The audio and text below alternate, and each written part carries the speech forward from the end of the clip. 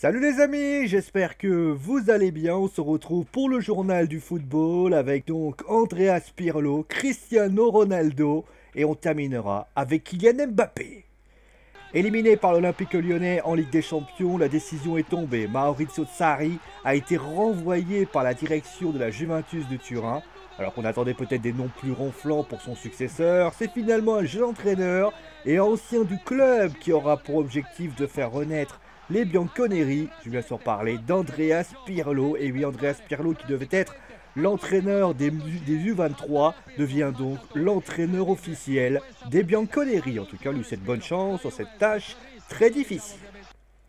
Justement, parlant de la Juve, il a été incontestable au Real Madrid. L'international portugais, multes fois Ballon d'Or, avait décidé de se donner un nouvel objectif et un challenge avec la Juventus de Turin, qui avait pour un objectif simple, remporter la Ligue des Champions.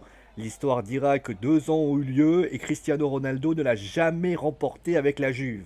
Défait contre l'Ajax l'an passé, le club turinois a échoué face à Lyon cette année. Si certains peuvent imaginer que c'est en raison de son départ au Real qu'il l'a fait régresser, le match contre Lyon a démontré que le footballeur de 33 ans a encore de beaux restes et sans lui, la Juventus de Turin n'aurait sans doute jamais cru à une qualification. Maintenant, la question est simple, que faire? Sous contrat jusqu'en 2022, le président Agnelli a déjà indiqué qu'il était inconcevable de le voir partir. Maintenant, CR7 doit ruminer. Une source est alors sortie que le Paris Saint-Germain s'intéresse toujours aux joueurs et des premiers contacts auraient eu lieu entre Jorge Mendes et Leonardo. D'un point de vue salarial, le PSG a les moyens de lui offrir un salaire mirobolant.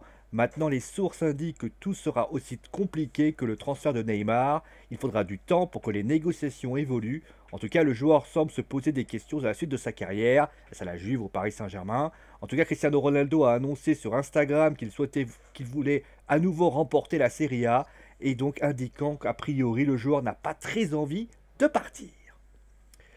Alors que même Thomas Tuchel s'est blessé à la cheville, oui c'est pas une connerie, une éclaircie semble se montrer pour le club de la capitale. En effet, Kylian Mbappé, le génie français de Stéphane Guy, a réalisé une séance individuelle avec de la course, contact avec le ballon et travaille avec celui-ci. D'après les retours, tout semble aller très bien.